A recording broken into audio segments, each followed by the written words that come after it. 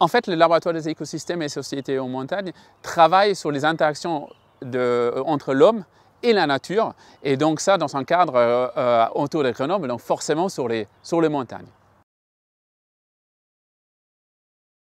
On travaille sur les solutions fondées sur la nature, forcément liées aux risques gravitaires, mais aussi à la présence de l'eau et à la présence de nos forêts qui occupent quasiment 70% de notre territoire.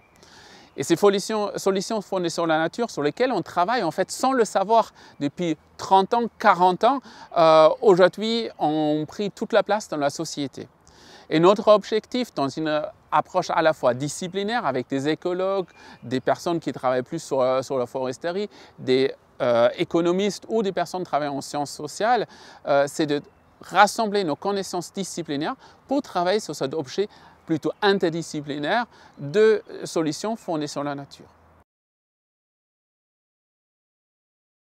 Fondées sur la nature parce qu'on s'en inspire par le vivant, pour le vivant, par les plantes, comme la façon qu'ils interagissent en luttant contre l'érosion, comme un exemple, pour le bien-être de la société humaine.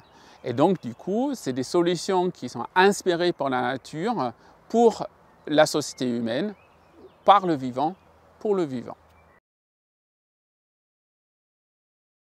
On travaille sur le vocable du génie végétal depuis des années sur les berges de l'Isère, et notamment sur la différence entre des structures dites d'ingénierie, souvent des structures en béton, face à des structures plus naturelles, des fascines, des installations de tiges d'arbres, notamment le saule, et on observe un peu leur consistance dans le temps. Et tout ça, donc cette approche d'expérimentation est documentée dans une base de données GénieVég qui travaille donc sur le génie végétal et que nous on a développé, des collègues André Vett et ses collaborateurs ont développé depuis maintenant à peu près 5 ans. On peut citer aussi à proximité de nos stations de ski, notamment les zones humides, qui sont un grand réservoir de stockage d'eau, et dans un contexte de changement climatique qui est très important aussi pour les solutions fondées sur la nature et qui nous donne toute cette importance des solutions fondées sur la nature. Le travail sur les zones humides est assez important pour nous. On a des collègues, notamment Stéphanie Gaucheran, qui travaillent sur ce sujet depuis 5-6 ans et qui équipent donc les zones humides avec des capteurs pour savoir un peu comment leur restauration fonctionne et est-ce qu'on arrive à végétaliser, à renaturaliser certaines zones humides dégradées.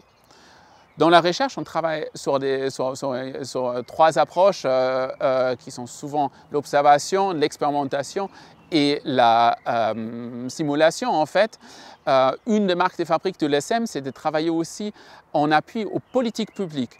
Et donc là, typiquement, sur ces 2 thématiques, notamment le berge des rivières, mais aussi les zones humides, on a publié en octobre l'année dernière un guide sur l'utilisation des chenilles végétales avec nos partenaires l'OFP. Et là, au début d'année, un autre guide sur les zones humides en montagne et leur restauration. Notre travail, en fait, s'inscrit dans un contexte qui est fortement dominé par la présence de l'homme. Aujourd'hui, dans les écosystèmes, l'homme est omniprésent, à quelques exceptions près. Et donc, nous, on s'inspire, et notamment nos écologues de notre unité, s'inspirent par le vivant, comme par exemple lorsque nos collègues travaillent sur les forêts de protection contre les glissements de terrain, contre les chutes de pierres. On s'inspire par la capacité à résister des troncs d'arbres contre des chutes de blocs pour dimensionner des infrastructures d'ingénierie moins importantes pour réduire le coût, tout en garantissant la sécurité des usagers, la sécurité des infrastructures. Et donc oui, en effet, on essaye de dépasser avec le vivant, avec les plantes, avec les arbres, des approches d'ingénierie civile. Et tout ça, souvent aussi, à un moindre coût, à la fois pour la société et à la fois aussi pour l'opérateur qui le met en place.